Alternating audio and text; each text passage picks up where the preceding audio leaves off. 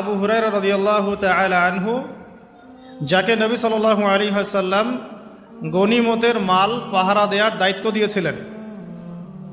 তো প্রথম রাতে আবু হুরায়রা রাদিয়াল্লাহু আনহু লক্ষ্য করলেন যে মাল চুরি করার জন্য একজন এসেছে।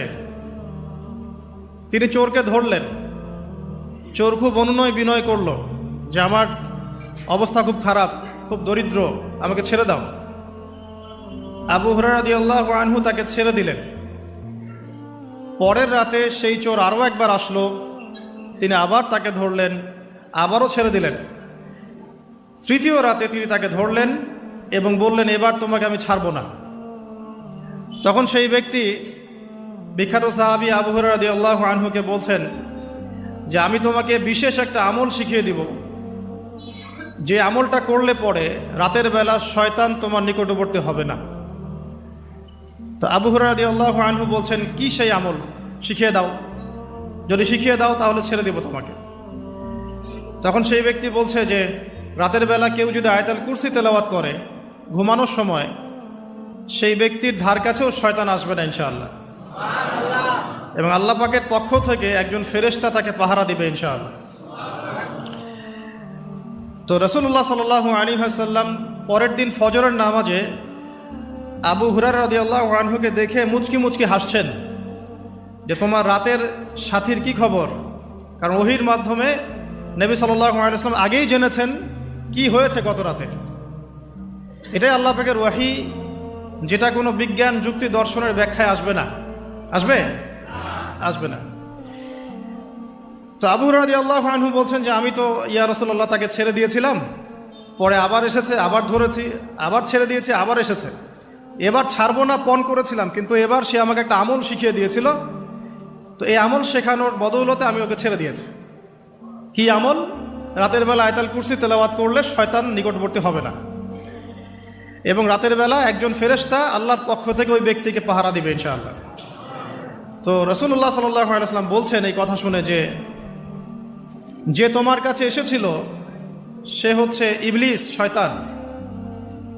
সে যতগুলো কথা বলে তার বেশিরভাগ কথাই সে মিথ্যা বলে, তবে এই কথাটা সে সত্য বলেছে।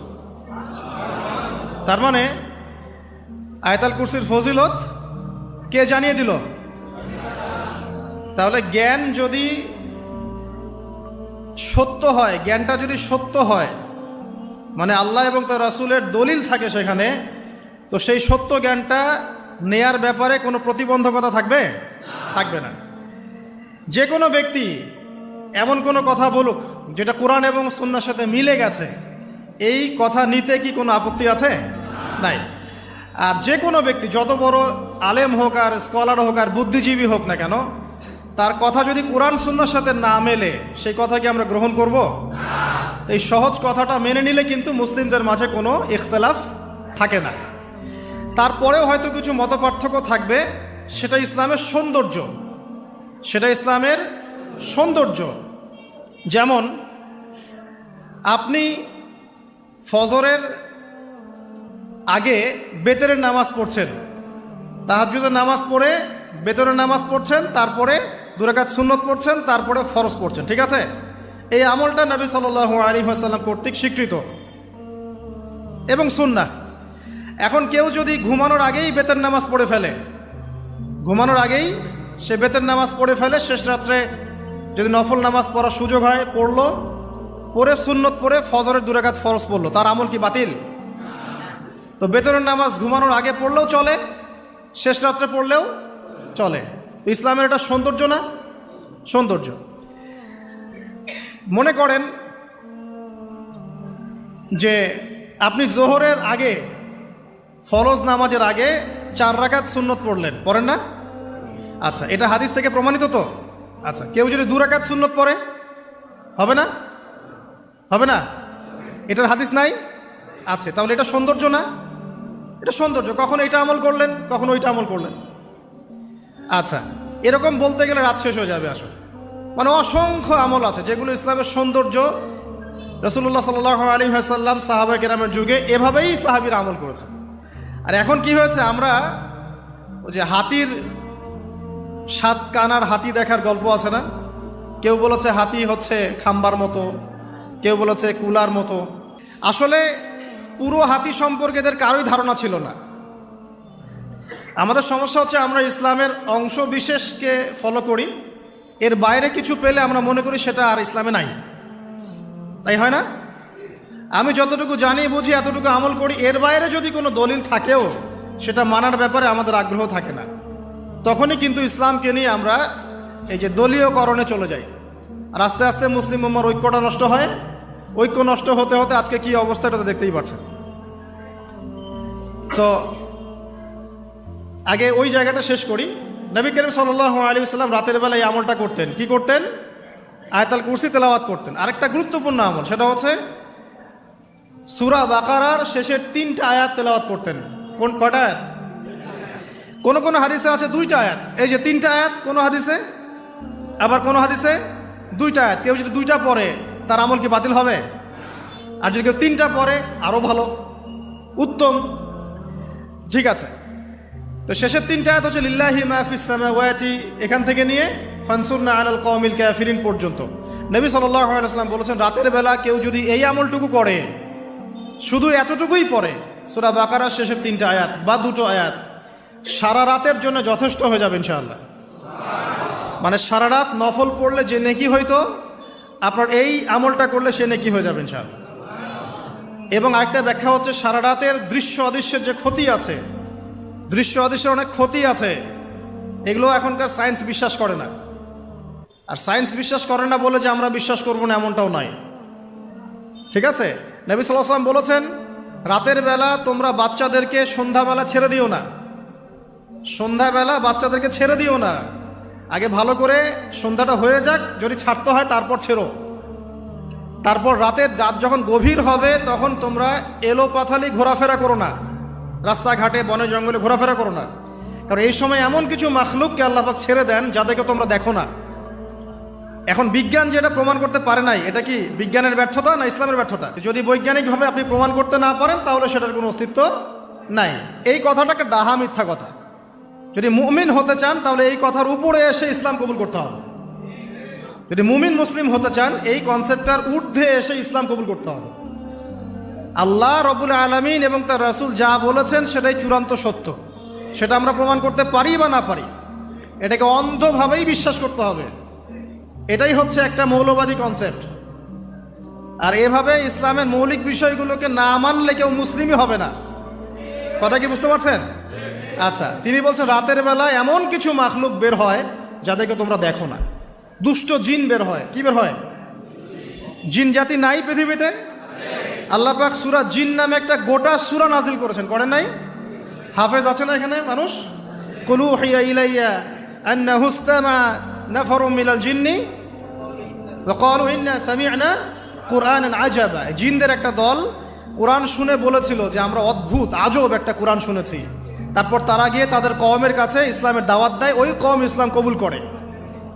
এটা নবী সাল্লাল্লাহু আলাইহি ওয়াসাল্লামের জীবনের সেই সময়কার ঘটনা, যখন নবীজি তায়েফ থেকে ফিরে আসছেন, তায়েফবাসী তাকে অত্যাচার করলো, তিনি নাখলা উপত্যকায় এসে নামাজ পড়ছেন, ওই নামাজের কেরাত শুনে জিনরা ইসলাম কবুল করেছে। তো সূরা জিনে আল্লাহ পাক এই কথা নাজিল করেছেন। তো আল্লাহ পাক যে বলছেন জিন জাতি আছে, আল্লাহ কি মিথ্যা কথা বলছেন? নাকি নাসা যখন বলে এলিয়েন আছে তখন ওইটা সত্য, আর আল্লাহ বলছেন জিন জাতি আছে এটা মিথ্যা? তা আমাদেরকে আবার নতুন করে মুসলমান হওয়া লাগবে এখন, আমাদের কনসেপ্ট চেঞ্জ হয়ে গেছে আর কি। তো যেটা বলছিলাম প্রিয় ভাইরা, রাতের বেলা এইসব প্রাণী বের হয়, নবী সাল্লাল্লাহু আলাইহি ওয়াসাল্লাম বলেছেন অতএব আপনাদের বাচ্চা যারা আছে এদেরকে সন্ধ্যাবেলায় বাইরে ছেড়ে দিবেন না।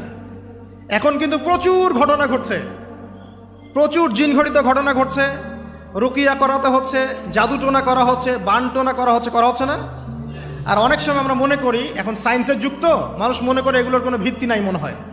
কোরআন বলছে জাদু সত্য। কে বলছে? কোরআন বলছে জাদু সত্য। কোন সূরা? সূরা বাকারা আয়াত নাম্বার 101। সূরা বাকারা আয়াত নাম্বার 101, 102 পড়ে দেখেন। ওয়াত্তাবিউ মা তাতলু শায়াতিন আলা মুলকি সুলাইমান, এই আয়াতটা পড়েন, বিশাল একটা আয়াত আছে। ওয়ামা কাফারা সুলাইমান ওয়ালাকিন্না শায়াতিন কাফারু ইউআল্লিমুনা আন-নাস আস-সিহর। এই সিহর দিয়ে কি হতো? মা ইউফাররিকুনা বিহি বাইনাল মারই ওয়া যাওজি। সুলাইমান আলাইহিস সালামের সময় এই জাদুবিদ্যার প্রচলন ছড়িয়ে পড়ে। এই জাদু মানুষ শিখে কি করছিল? নারী পুরুষের মাঝখানে, স্বামী স্ত্রীর মাঝখানে বিভেদ সৃষ্টি করছিল। এখন দেখেন না, পরিবারের স্বামী স্ত্রীর বন্ধন ভেঙে যায় না? খুব ভালো সম্পর্ক, হঠাৎ করে সম্পর্ক খারাপ, কেউ কাউকে দেখতে পারে না, এমন হচ্ছে না? এই জাদুবিদ্যা সত্য। এবং এখনকার অনেক ভণ্ড যে কবিরাজগুলো বের হয়েছে, এরা জিনকে তাবে করে নিয়ে এই জিনদের মধ্য দিয়ে মানুষের মধ্যে জাদু ছড়িয়ে দিয়েছে, এবং এর ফলশ্রুতিতে বহু পরিবার ধ্বংস হয়ে যাচ্ছে।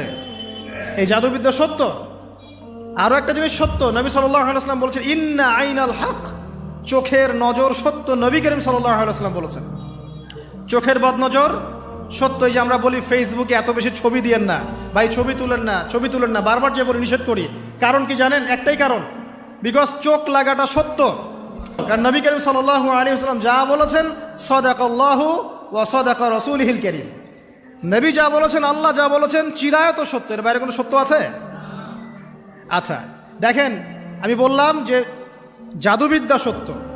এই জাদুবিদ্যার চর্চা মানুষ করে, এখনও করে, এবং এই জাদু দিয়ে মানুষের ক্ষতি করার জন্য জিনের প্রয়োজন হয়, দুষ্ট জিন।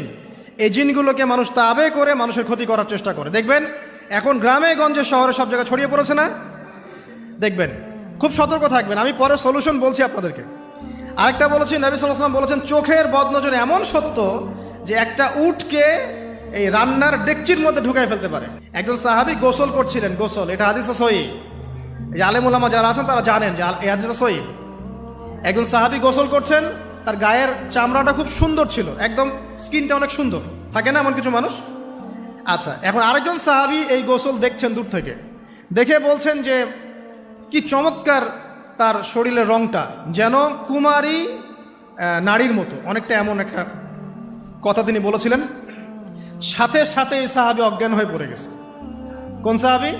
যিনি গোসল করছিলেন। এখন এটার আপনি কোনো ব্যাখ্যা দিতে পারবেন না তো, এখানে কোনো সায়েন্স দিয়ে বা মেডিকেল সায়েন্স দিয়ে আপনি কোনো ব্যাখ্যা করতে পারবেন না। একটা ব্যাখ্যা দিতে পারেন, কিন্তু কেন সেটা হলো সেটা আপনি অ্যান্সার খুঁজে পাবেন না। তো নবী সাল্লাল্লাহু আলাইহি ওয়াসাল্লামের কাছে নিয়ে যাওয়া হলো তাকে। তিনি বললেন যে এই ব্যক্তির ব্যাপারে কি কেউ ভালো মন্দ কিছু বলেছিল? তখন একজন সাহাবী বলেন, হ্যাঁ, অমুকে বলেছে এর স্কিনটা অনেক সুন্দর, ওকে ডেকে নিয়ে আসুন। ওকে ডেকে আনা হলো। ডেকে আনার পর নবীজি তাকে অনেক শাসালেন, তোমরা তোমাদের ভাইদেরকে কি মেরে ফেলতে চাও? তখন এই সাহাবী তো অবাক, আমি আবার কখন মারতে চাইলাম ইয়া রাসূলুল্লাহ? আমি তো মারতে চাই নাই, আমি তো খালি বলেছি যে তার গায়ের রংটা অনেক সুন্দর। তখন তিনি বললেন, কেন তুমি সুবহানাল্লাহ বললে না, কেন তুমি মাশা আল্লাহ বললে না? যখন মাশা আল্লাহ বলবেন, সুবহানাল্লাহ বলবেন, নজরটা লাগবে না। আর যখন আপনি মাশা আল্লাহ বলবেন না, সুবহানাল্লাহ বলবেন না, দেখবেন নজর লেগে গেছে। আপনি বিশ্বাস করেন ব্যবসা খুব ভালো চলছে, মানুষ বলল যে বাহ তোর তো ব্যবসা হেভি, লালে লাল শাহজালাল, ঠিক আছে, দেখবেন আপনার কেনা বেচা বন্ধ হয়ে গেছে। এরকম হবে, আমার কথাটা বিশ্বাস করেন। এটা কিন্তু সায়েন্স প্রমাণ করতে পারবে না, আল্লাহ এবং তার রাসূল বলেছেন, তার উপরে কোনো সত্য নেই। আছে সূরা কাহফ 29 নম্বর আয়াত পড়ে দেখেন, আল্লাহ পাক বলছেন, ওয়াকুলিল হাক্কু মির রাব্বিকুম, সত্য সেটাই যা তোমার রবের পক্ষ থেকে আসে।